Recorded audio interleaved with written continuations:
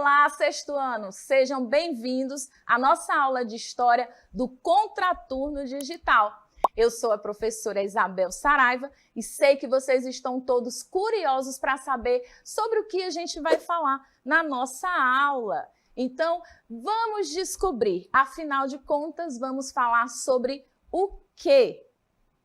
Na nossa aula 4, que tem como título Uns trabalham e outros passeiam, guerreiam. Nós vamos falar sobre o mundo feudal, origem do feudalismo, características do feudalismo e estruturas política, econômica, social e religiosa. Então, vamos dar início à nossa aula. Para falar sobre feudalismo, eu vim até um castelo. Mas espera lá, eu não estou enxergando direito. Produção, por favor, cadê os meus óculos? Ah, agora sim. E vocês devem estar se perguntando, que óculos, castelo, tem a ver com a nossa aula? Essas são criações do período medieval, o período em que se forma o sistema feudal, sobre o qual a gente vai estudar na nossa aula. O feudalismo é uma forma de organização política, econômica e social que vai surgir após a desagregação do Império Romano do Ocidente. Dentro do sistema feudal, as classes sociais eram estamentadas, ou seja, quase não existia mobilidade social. Uma pessoa pertencia a uma classe social de acordo com o seu nascimento. Vamos dar uma olhada aqui na nossa pirâmide para a gente entender como estava dividida a sociedade feudal. Na base da pirâmide, nós vamos ter os servos, eles que realizavam todo o trabalho dentro do feudo e estavam presos à terra. Também, nessa classe social, a gente pode incluir os vilões, que cuidavam da terra, mas não estavam presos a ela, poderiam se movimentar de um feudo para o outro. Mais acima, nós vamos ter o clero. O clero, que era formado pelos membros da Igreja Católica, instituição muito poderosa na era medieval. E no topo da nossa pirâmide, nós vamos ter a nobreza. O rei pertencia a essa classe, mas é necessário lembrar que nessa época o poder era fragmentado, porque cada senhor feudal é que dominava dentro do seu território. Por isso é que a terra era a grande medida de riqueza, pois no período do feudalismo houve uma ruralização.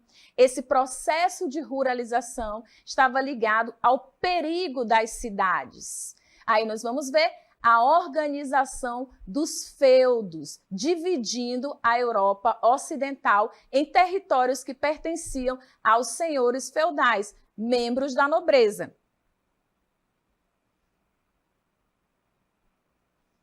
Lembrando que todo o trabalho caberia aos servos. Eram eles que sustentavam as outras classes sociais. Mas, para a gente entender melhor como era a vida dos servos, vamos acompanhar aqui o nosso vídeo. Vejam que os servos não ficavam com o que eles produziam. Isso mesmo, porque eles tinham que sustentar as outras classes sociais. A produção deles era recolhida pelos nobres por meio dos impostos, que eram muitos. Então, carimba que é 100% de exploração. Os principais tributos pagos pelos servos eram a talha, onde eles entregavam metade da sua produção para o senhor feudal, a corvéia, que era a obrigação de trabalhar 2 ou 3 dias da semana nas terras do senhor feudal. E as banalidades, que eram os tributos pagos pelo uso dos instrumentos e das dependências do feudo. Enquanto os servos trabalhavam, os nobres se protegiam em rituais de fidelidade mútua. Esses rituais eram conhecidos como os rituais de suzerania e vassalagem, como mostra a nossa imagem. Mas para a gente entender melhor isso, vamos ver um vídeo? O ritual de suzerania e vassalagem ocorria entre os nobres, normalmente dentro de uma igreja. O suzerano oferecia uma faixa de terra para o seu vassalo. Em troca, o vassalo garantia fidelidade. Como a gente pode ver, esse é um ritual que garante fidelidade mútua entre os nobres. Dentro do seu feudo, o vassalo passava a ser também um suzerano.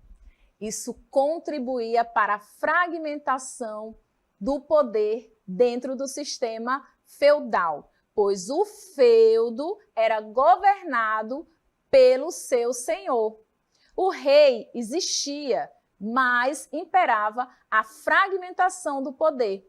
A gente vai ver agora como esse feudo era dividido. Nós temos aqui o manso senhorial, que, como vocês devem imaginar, são as terras exploradas pelo senhor feudal. Pelos servos que trabalhavam para esse senhor feudal.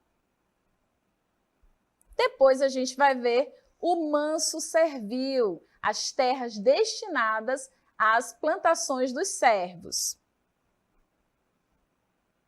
E o manso comunal, que eram terras que poderiam ser exploradas tanto pelo senhor feudal quanto pelos servos. Como a gente pode ver, a economia do sistema feudal estava baseada na agricultura. Por isso, a terra era a grande medida de poder. E os feudos também procuravam produzir tudo aquilo que eles necessitavam. Por isso, vão ser chamados de unidades autossuficientes. Lembrando que nessa época o comércio estava bem enfraquecido. Na Idade Média também surgiram grandes inovações, gente, ao contrário do que muita gente pensa. Vamos ver aqui algumas dessas inovações. Nós vamos ter a rotação de culturas, onde uma parte da terra descansa, garantindo uma maior produtividade. Nós vamos ter os moinhos, que vão usar a força da água ou dos ventos, tornando-se mais eficientes. Vamos ter as enxadas e os arados, que passam a ser de ferro e não de madeira, como eram antes dessa criação. E a força animal sendo mais explorada. Por último, nós temos aqui os servos fazendo aquilo que eles mais faziam nesse período, trabalhando na terra. E agora nós vamos ao nosso aplicando.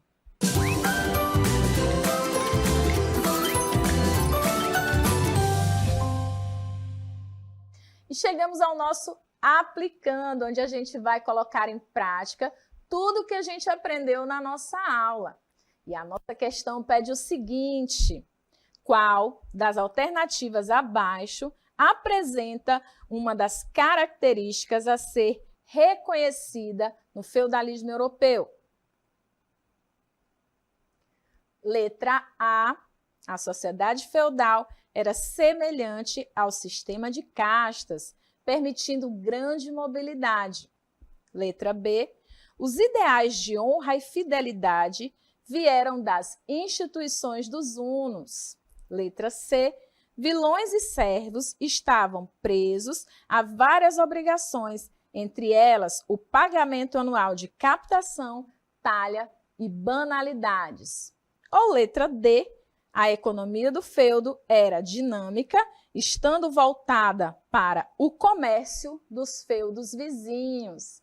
Sei que vocês de cara identificaram o nosso gabarito, que é a letra C. Vilões e servos estavam presos a várias obrigações, entre elas o pagamento anual de captação, batalha e banalidades. Mas lembrando que existia uma diferença entre vilões e servos. Os servos estavam presos à terra, os vilões não. Eles poderiam mudar de feudo, embora as duas classes tivessem que pagar impostos para os senhores feudais. Vamos ver por que as outras alternativas não estão corretas? Na letra A, não existia grande mobilidade social dentro da sociedade feudal. Era muito difícil uma pessoa passar de uma classe para outra. Na letra B, os ideais de honra e fidelidade vieram dos germânicos e não dos hunos. E na letra D, a economia do feudo não era voltada para o comércio. A economia do feudo estava baseada na subsistência, onde eles procuravam produzir quase tudo aquilo que eles necessitavam, certo?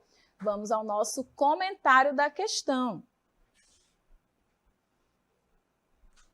A relação pessoal mediada por obrigações entre servos e vilões em relação aos seus senhores, principalmente o pagamento de tributos, foi uma das principais características do que se denominou feudalismo, ou seja, os servos trabalhavam na terra e os senhores feudais pertencentes à nobreza sobreviviam por meio do trabalho dos servos. E o clero também, porque boa parte do clero era formado por pessoas que vinham da nobreza. O regime de exploração e organização social vigente no espaço que hoje conhecemos como Europa, mas lembrando também que a gente está falando da Europa ocidental. No Oriente era outra história. Chegamos às nossas considerações finais, onde a gente vai rever os pontos importantes da nossa aula. E nós aprendemos sobre a descentralização do poder existente dentro da sociedade feudal. Isso porque cada senhor feudal dominava dentro do seu território. A sociedade era estamental. O que isso significa? Que havia pouquíssima, quase inexistente mobilidade social. E nós acompanhamos também os rituais de suzerania e vassalagem, que colaboravam para a fragmentação do poder, pois o vassalo também se tornava um senhor feudal dentro do seu território. A economia estava voltada para a subsistência e a gente já sabe o que isso significa. Os feudos procuravam produzir tudo aquilo que eles necessitavam. É por isso que o comércio ficou extremamente enfraquecido dentro do sistema feudal. Não podemos deixar de destacar o poder da igreja, pois se a terra era medida de riqueza, a igreja era a maior detentora de terras do período, cerca de 1/3 do território da Europa Ocidental. E vimos também as inovações tecnológicas responsáveis por aumentar a produção, principalmente no final do período que a gente chama de Idade Média. Muito bem, gente, chegamos ao fim da nossa aula de História. Espero que vocês tenham aprendido bastante e não se esqueçam de se inscrever no nosso canal do YouTube e nos seguir nas redes sociais por meio do @Contraturno Digital. Até a próxima!